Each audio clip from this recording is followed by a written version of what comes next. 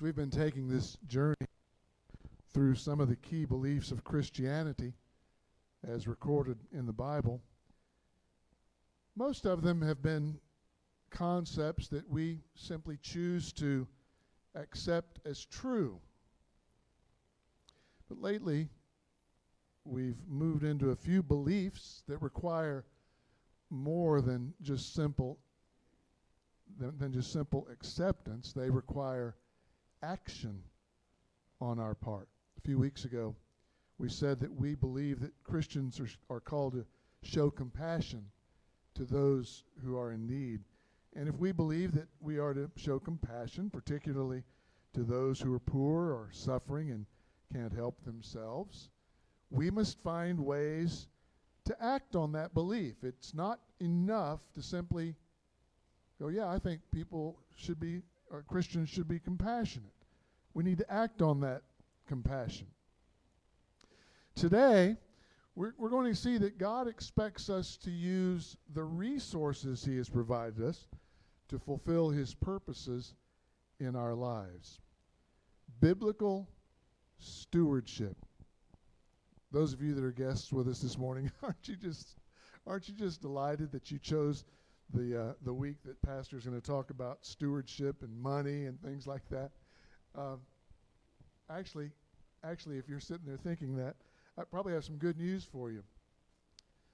Biblical stewardship is not just about money. In fact, as I shared with our Wednesday night group, biblical stewardship, the money part, is really the easy part. Because biblical stewardship affirms that everything I am or own belongs to God.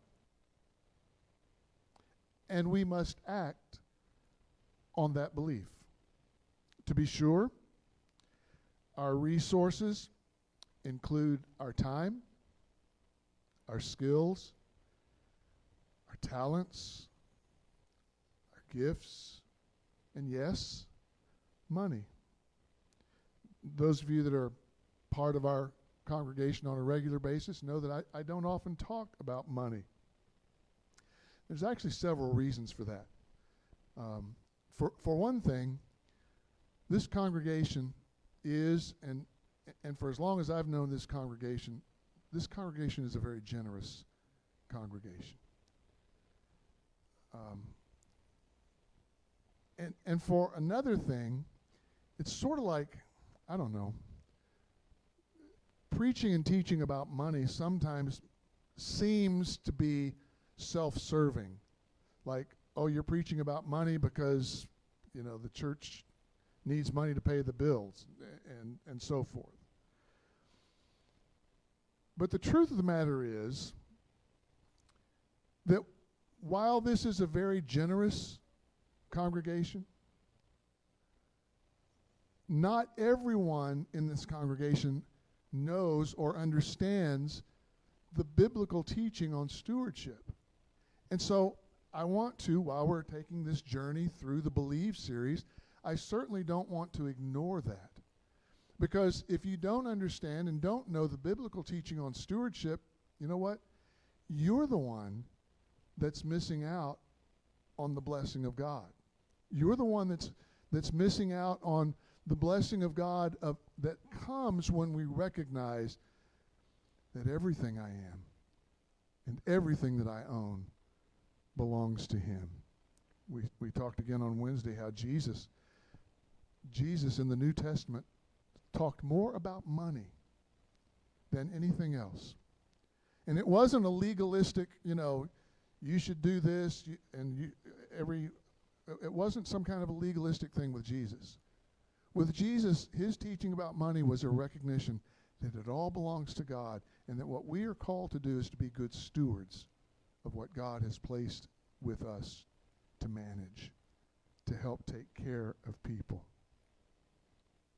Psalm 24, we hear God's own declaration that He owns everything. Psalm 24, verse 1, the earth is the Lord's and all its fullness, the world and those who dwell therein. Did we get that?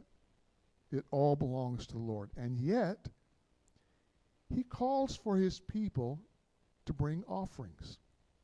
All the way back to pretty much the very beginning, he's called for his people to bring offerings. Throughout both the Old and New Testaments, we see the examples of sacrifices and offerings being presented to God. Which begs a question, why?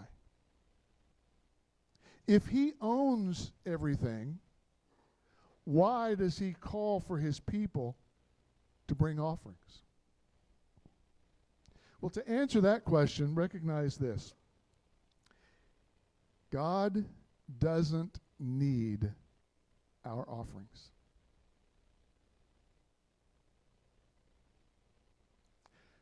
The fact is, we have nothing that he needs. Did you ever think about that? There's nothing that we can bring him. There's nothing that we can give him that he needs, because he created it. He owns it all. No, he calls for his church, for his people to bring offerings for reasons that are much more important than funding the church or for paying the bills. And most of those reasons have to do not with the church, but with you and me as his people. Let me give you a few of those reasons why God calls us to bring offerings. First of all, stewardship is an act of thankfulness. Stewardship is an act of thankfulness. From the very beginning, all of this being creation, humanity, from the very beginning, it's been about relationship. You remember I've shared with you several times over the years that wonderful poem by James Earl Johnson. Yeah, James Earl Johnson. Sorry to say James Earl Jones. Actually, it's James Weldon Johnson. I got my Jameses mixed up there. So James Earl Jones has the greatest voice ever. James Weldon Johnson, one of the greatest poets ever. But James Weldon Johnson wrote that poem, The Creation, that begins, and God stepped out on space and created. But somewhere along about the sixth day, it tells us that God looked around all that he had created, and he said, I'm lonely. Now, I don't know about the theology. I always say that. I'm not sure about the theology of that. But that theology rings true with me. That God had created all this, but he still didn't have the mankind with whom to have a relationship. And so he created mankind. And from the beginning, it's been all about relationship with God. We read in Psalm chapter 50, verse 5, "Gather my saints together to me, those who have made a covenant with me." Now I want to pause there. Those who have made a covenant with me. This is a reference back to the covenants that God had made with the people, going all the way back to Abram and really probably even before that. But the covenants which basically said, obey me, trust me, follow me, I will be your God, and you will be my people. And he promised to care for his people. And those covenants were made and were sealed with sacrifices. Seems odd to us these days, but that's the way it was. These sacrifices, of course, became kind of a picture of what was to come with the ultimate sacrifice of Jesus. But he said in Psalm 50, verse 5, "Gather my saints together to me, those who have made a covenant with me by sacrifice." So he's calling for God's people to come together, and down in verse 14 says, offer to God thanksgiving. As they were coming together in their covenantal relationship with God, he said, offer to God thanksgiving. The Bible also tells us that, God is not nearly as concerned about our, quote, sacrifices as he is with obedience being part of that relationship, that we have a relationship with God, that we have that thankful relationship with God. An important component of our relationship with God is recognizing that he is the source. I want to let that sit for a second. Everything that you have, I'm letting you think of all your stuff right now. Sherry and I are at that point, me especially, in life where you start kind of going through and saying, had this long enough, time to get rid of this, won't be needing this anymore, time to, right? We call it downsizing. You might just call it going through the junk, but so I'm painfully aware sometimes that, man, we have too much stuff. You probably are too. And as we think about all that stuff, everything we have, he is the source. And somebody's thinking, wait a minute, I worked hard for that. I worked X hours a day. I worked X years of my life. I scraped my knuckles. And God bless you. That's that ability to work God gave you. And you're being a good steward of it. Everything you have and everything you are, he is the source. And part of our relationship with God is recognizing that he is the source and acknowledging that he is the source. And it's amazing how when we do that, when we acknowledge that he is the source and we give thanks to him because he is the source, it's amazing how liberating that is to us. To use it to fulfill his purposes, because after all, it's his in the first place. I wouldn't have it if it wasn't for him. I want to extend that one step further. If I feel that God has called me to help someone or to use some resource, whether it's my time, whether it's my money, whatever it is, if I feel like God has called me to use that resource in some way to further his purposes, to further his kingdom, maybe it's helping a family out. Maybe it's being involved in children's ministry at the Pointe Church. Notice how I did that right there. Whatever it is, if I acknowledge and give thanks that he's the source of whatever that is that I'm now saying, I'm going to give that to him. I'm going to turn around and use that for him. Since he's the source, he can replace it. Isn't that pretty cool?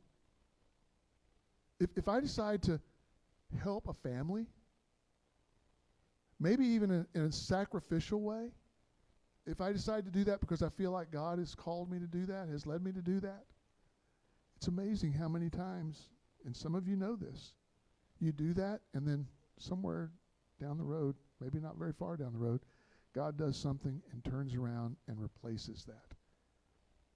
Kind of reminds me of the parable of the talents, which we'll talk about in a little bit. But as we're faithful with what God's given us, he gives us more. Not that we have more, but so that we can use more. Stewardship and active thankfulness. Giving thanks to the source. And I want us to really think about this.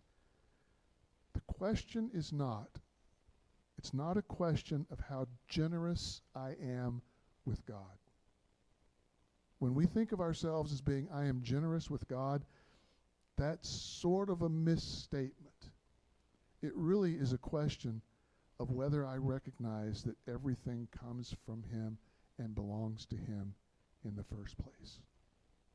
God is the generous one in this relationship. Stewardship is an act of thankfulness. Secondly, stewardship is an act of obedience. In that 14th verse of Psalm 50 that we just read, offer to God thanksgiving. That's an imperative. And pay your vows to the Most High. And once again, paying your vows, it's a reference back to that covenant relationship. That this sacrifice, this offering to God, is something that I do as an act of obedience, as part of that covenant relationship. Earlier in the 8th verse, the psalmist had written under the inspiration of the Holy Spirit, God speaking, I will not rebuke you for your sacrifices or your burnt offerings, which are continually before me. I will not rebuke you for your sacrifices or your offerings. In other words, God had no beef.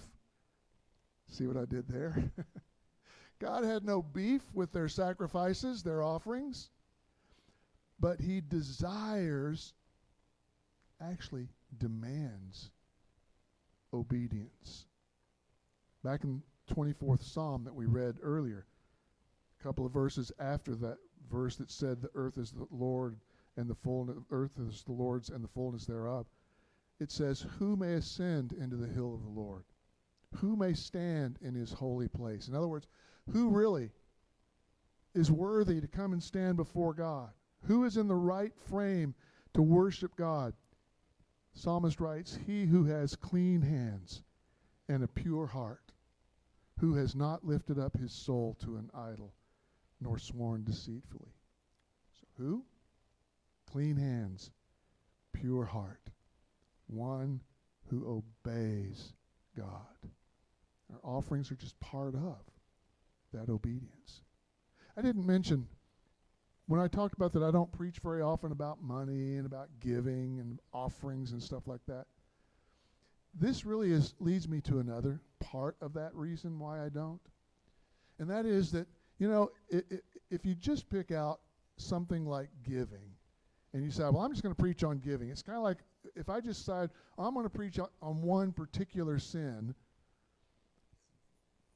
what about all the others? What about all the other sins? If I'm going to preach against sin, I want to preach against sin completely, entirely, because sin is sin. And it's the same thing with stewardship. If I'm just going to preach about money, what about the other acts of obedience that God calls us to? And yet, I wonder why it's so hard for us to obey God when it comes to money. It's too quiet in here today, y'all. So stewardship is an act of thankfulness. It's an act of obedience. And finally, let me say this. Stewardship really is about sacrifice and ownership.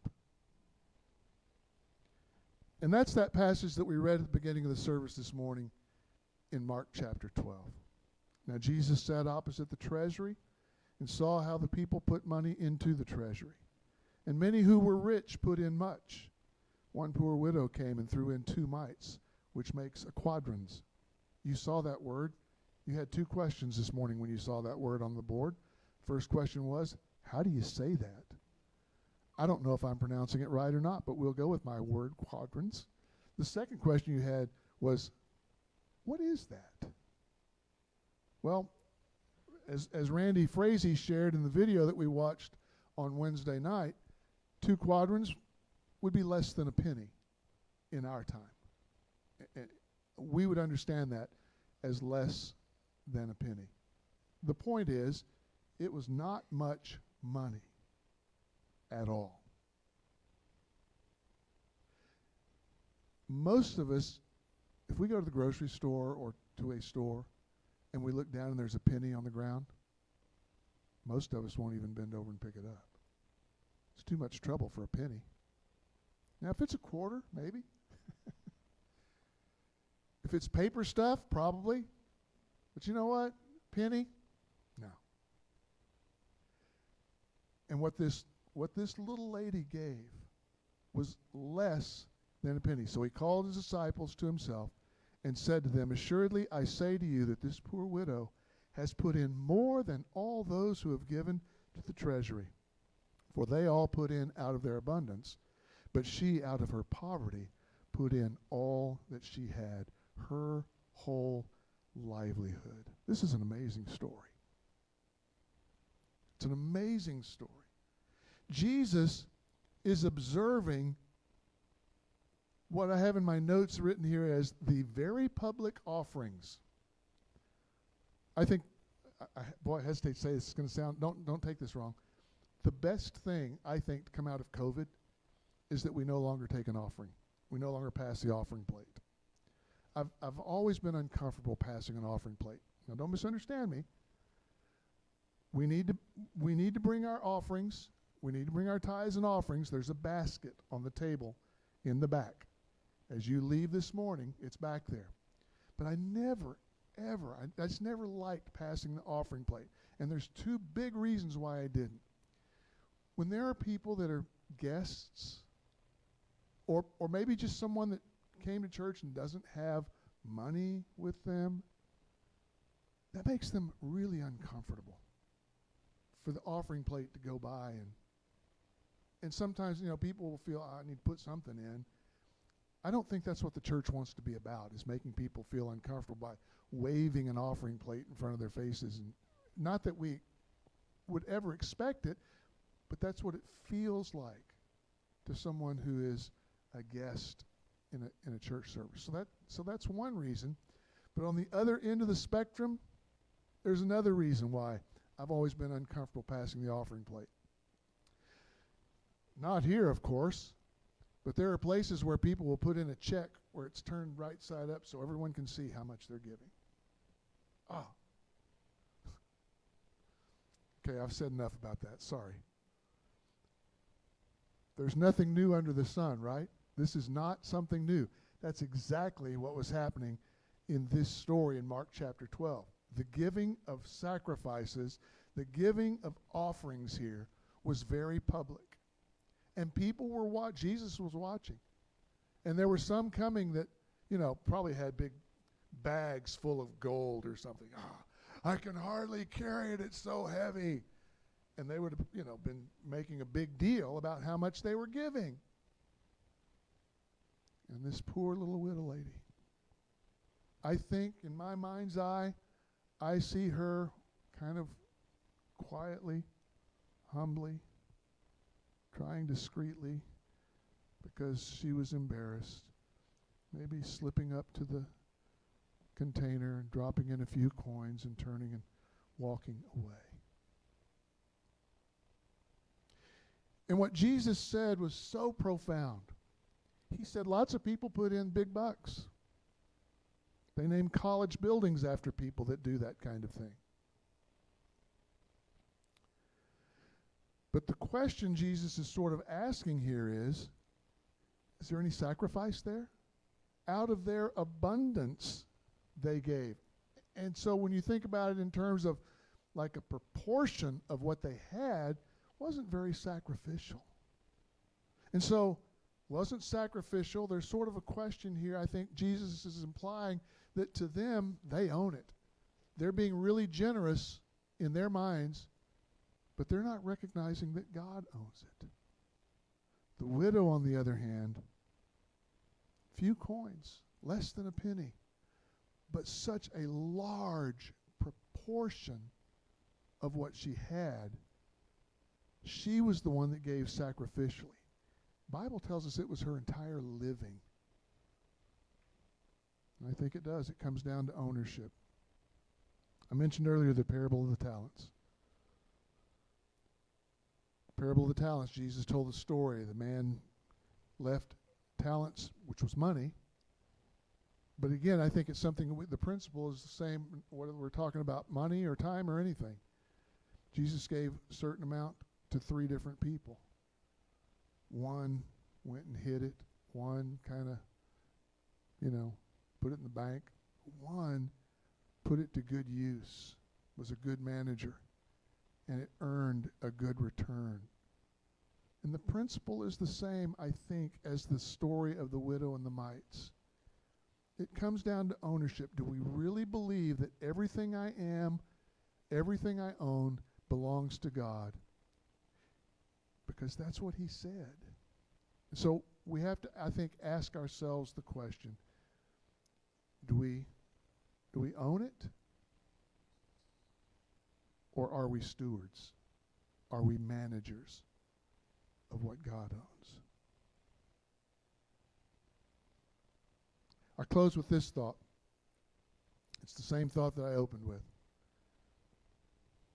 When we talk about biblical stewardship, certainly we can't deny that money is part of it, but it's only part of it. And it's the easy part of it. What's really hard for us is to recognize that everything, not just money, but everything that I am, he is the source. He owns it. He's just entrusted you and me to manage it. So whether it's my time, whether it's my gifts, whatever it is, my goal is to do the best job of managing it. And what do we mean by managing it? Using it to further his purposes, to further his